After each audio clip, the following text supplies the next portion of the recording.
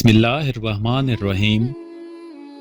دنیا ناانصافی، جنگوں اور لڑائیوں میں اضافے کا مشاہدہ کر رہی ہے، جو بنی نوع انسان کی بڑھتی ہوئی عدم استحکام، ناخوشی اور مصائب میں اضافہ کر رہی ہے۔ جیسے جیسے زمین اس پریشان کن سمت کی طرف جھکتی ہے، نبی کریم صلی اللہ علیہ وآلہ وسلم کا ایک صالح حکمران کی بشارت دے کر امید کی کرن پیش کرتے ہیں۔ بہت سے علماء اس بات پر متفق ہیں کہ مثبت تبدیلی کی ابتدائی اہم علامات المہدی کی آمد ہوگی۔ نثار اسلامک آفیشل میں ایک بار پھر سے خوش آمدید۔ نبی کریم صلی اللہ علیہ وآلہ وسلم کی پیشنگوئی ہے کہ یہ برگزیدہ اور منتظر رہنما اس دنیا میں انصاف اور امن بحال کرے گا، جو اس وقت جبر اور ظلم سے دوچار ہے۔ حدیث کی کثرت کل 1050 المہدی کے بارے میں تفصیلات بیان کرتی ہے۔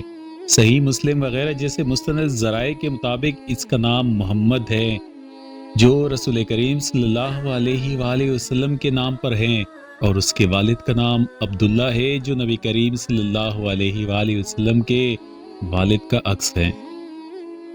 اگرچہ المہدی جسمانی طور پر رسول کریم صلی اللہ علیہ وآلہ وسلم سے مشابہت نہیں رکھتے، لیکن ان کا کردار ان اعلیٰ صفات کی عکاسی کرے گا جن کی مثال نبی کریم صلی اللہ علیہ وآلہ وسلم نے دی ہے۔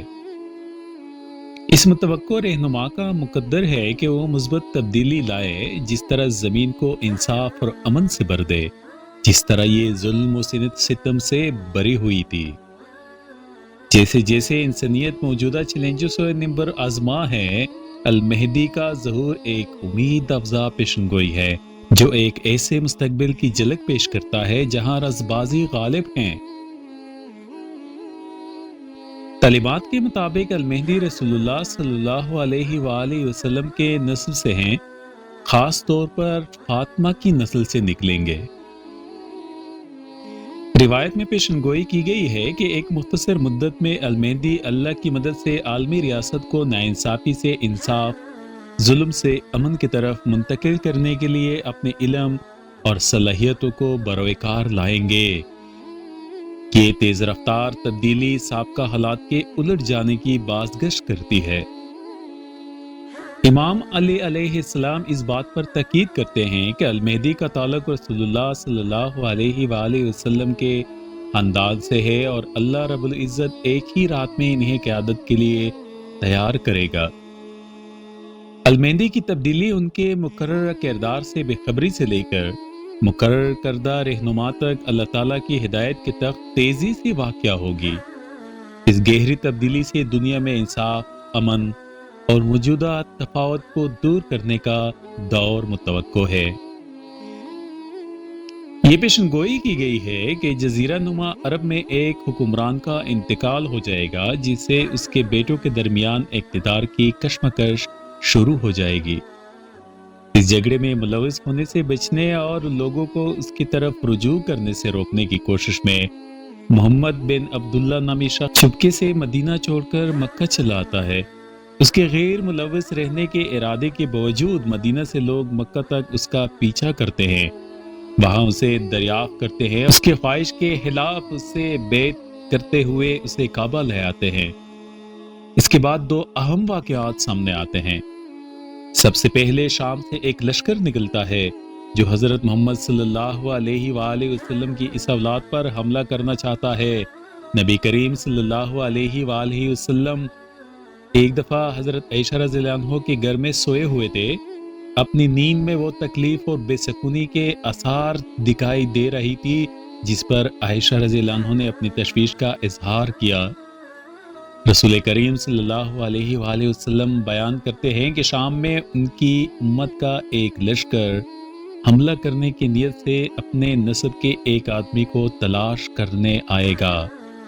جیسے جیسے یہ افراد قریب آتے ہیں، ایک الہی مداخلت ہوتی ہے جس کی وجہ سے زمین انہیں نگل جاتی ہے، اور کہانی سنانے کے لیے صرف چند ایک لوگ ہی بچ جاتے ہیں۔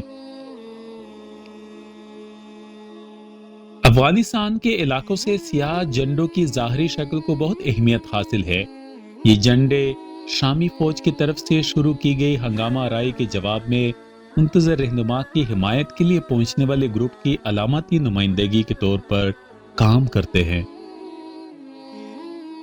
یہ اہم لمحہ متوقع حکمران کے اعتراف اور پہچان کی طرف اشارہ کرتا ہے، جو دنیا میں نمایاں تبدیلیاں لانے والے واقعات میں ایک اہم موڑ کی نشاندہی کرتا ہے۔ اس کے بعد المہدی سے متعلق دیگر نشانیاں ظاہر ہوتی ہے۔ اسے ایک مخالف فوج کا سامنا کرنے کی پیشنگوئی کی گئی ہے، جس نے فارس میں ایک پرجوش قوت کی تیاری بھی ہے، جسے آج ایران کہا جاتا ہے۔ اس وقت اس کا نام ایران رہے گا یا نہیں یہ غیر یقینی، کیونکہ مستقبل صرف اللہ ہی کو معلوم ہے۔ صحیح مسلم کے حدیث میں بتایا گیا ہے کہ الفارس یعنی فارس کی ایک فوج بھی مہدی کا مقابلہ کرنے کے لیے اپنے آپ کو تیار کرے گی۔ اس مقابلے میں المہدی فاتح بن کر ابھرتا ہے، مخالف فوج کو بے اختیار کر دیتا ہے، ان سے اختیار چھین لیتا ہے اور انہیں غیر مسلح کر دیتا ہے۔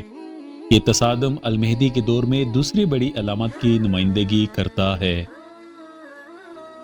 المہدی کا زمانہ شدید جدوجہد سے متصف ہے، جہاں مسلمان اور ان کے مخالفین زبردست لڑائیوں میں مصروف ہیں۔ مخالف قوت وسیع ہے، مختلف بینرز اور جھنڈوں کے ساتھ، ہر ایک کے 12,000 آدمیوں کی نمائندگی کرتا ہے۔ علماء اکثر اس بڑے تنازع کو المہدی کی قیادت میں عظیم جنگ کے طور پر کہتے ہیں۔ اس کی وسعت اور اہمیت پر زور دیتے ہیں۔ یہ زبردست معرکہ الہی منصوبے میں ایک اہم واقعہ کی نشاندہی کرتا ہے، جو ایک اہم تبدیلی لاتا ہے اور انصاف اور امن کا راج قائم کرتا ہے۔ اس لمحے میں ایک آسمانی واقعہ ایک اڑتی ہوئی چیز یا پرندے کے طور پر سامنے آئے گا، جو دنیا کے مضافات سے آسمان سے گرتا ہوا دکھائی جاتا ہے۔ کچھ اسکالرز کا قیاس ہے کہ واقعہ ایٹمی جنگ کے اشارہ ہو سکتا ہے، جس میں گیسیس آسمان میں پرندوں اور اشیاء کو گرنے کی باعث بنے گی۔ جیسے ہی دو مخالف فریق ملتے ہیں، مسلمان اس واقعے کا مشاہدہ کرتے ہیں اور ان میں سے ایک تہائی صورتحال کی سنگینی کو دیکھ کر فرار ہو جاتے ہیں۔ نبی کریم صلی اللہ علیہ وآلہ وسلم زور کے ساتھ فرماتے ہیں کہ اللہ ان لوگوں کی توبہ قبول نہیں کرے گا جو بھاگنے کا انتخاب کرتے ہیں، کیونکہ ان کے اعمال ثابت قدم رہنے والے ہر شخص کے حوصلے کو پست کر دیتے ہیں۔ اس کے بعد مہم شروع ہوتی ہے اور لڑائی شدید ہو جاتی ہے۔ ایک تہائی مسلمان اپنی جانوں سے ہاتھ دھو بیٹھتے ہیں، جبکہ باقی تیسرا فتیاب ہوتے ہیں۔ وہ اپنے آپ کو میدان جنگ میں پاتے ہیں، باقیات اور جنگی مالی غنیمت جمع کرتے ہیں۔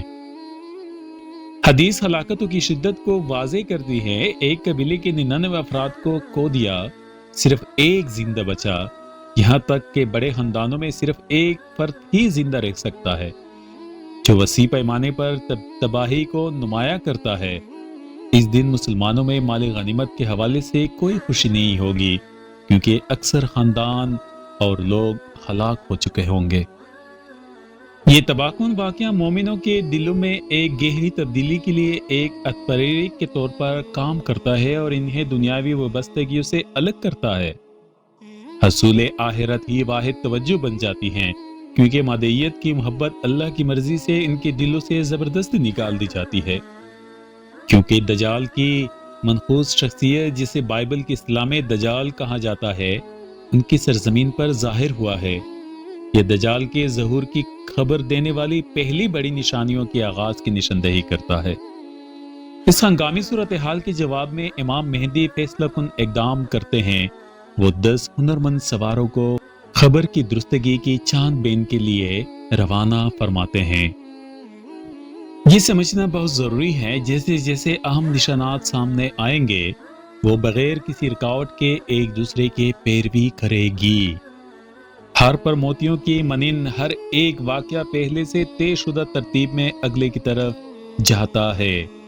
یہ پیچیدہ تعلق قیامت کے قریب آنے کے اشارے میں ان نشانیوں کی گہری اہمیت کو واضح کرتا ہے۔ محترم سامعین، اگر یہ ویڈیو آپ کو پسند آئی ہو تو چینل کو سبسکرائب اور بیل آئیکن کو پریس کیجیے گا اور اپنے چاہنے والوں کے ساتھ ضرور شیئر کیجیے گا۔ آپ کے حوصلہ افزائی کا بہت بہت شکریہ۔